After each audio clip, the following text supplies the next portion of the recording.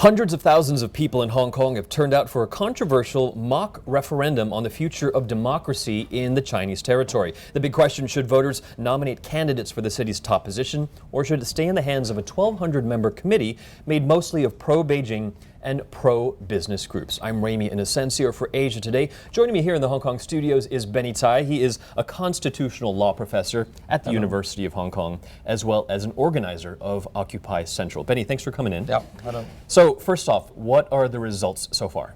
Now, after 3 days of voting, more than 720,000 people have voted. All right, so relative to the number of people eligible to vote, how does this compare? Well, the eligible voters in Hong Kong around 6 million and registered voters around 3.5, but those who have actually voted in the past elections around 1.8 million. All right. Now, I want to ask about the issue of credibility here. I have right here in front of us the one-way paper, and it's talking about how one reporter actually tried to use their identification card to vote several times at polling stations. You've seen this. Yeah. What do you have to say about it? Well, actually, the system has a built-in mechanism to take away duplicate voting. For people who use their ID card to go to different polling stations, the first vote casted will be counted and all the others will be discarded. I mean, this is an issue of credibility here, because if you want this to be trusted, you want people to make sure that their votes are counted and only once. Now, the current chief executive, Leung Chun-ying, has said that what you're doing is illegal. Is this illegal? I mean, you're the constitutional law professor here. Is it illegal? What do you say to that? Well, I think he has misunderstood things. The thing is has no legal force, we agree.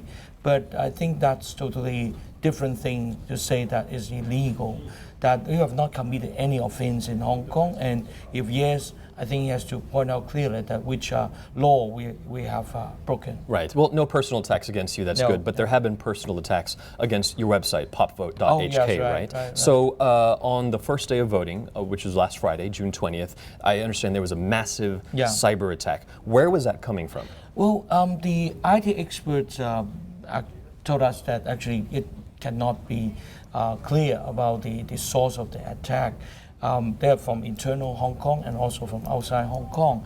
But just as the scale, I think is one of the highest intensity of attack in the history of this kind of cyber attack. And originally the polling was only supposed to be, what, 1 day, one weekend or something? 3 days, yeah, right. And now it's been extended through June 29th. Yes, right.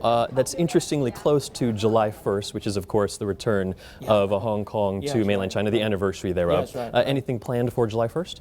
Well, we will continue to join the rally, and it is almost a kind of annual event for Hong Kong people to voice out their opinions and make it clear to the government what we want. When will you say that this is victory for you? Well, I think it's already a record high, that from the past similar kind of activities, that the highest will be at just 500,000, and now we got more than that figure, and we have 7 days of voting. We may be able to approach 1 million. So I think it's already a kind of victory. All right, well, we have until June 29th to see how the voting goes and to see if anything comes of it after that. All right, Benny Lai, thank you for coming in. Thank you. Constitutional law professor at the University of Hong Kong, and also the organizer, one of the organizers of Occupy Central. For more on this, head to thewallstreetjournal.com. I'm Ramy Inocencio in Hong Kong.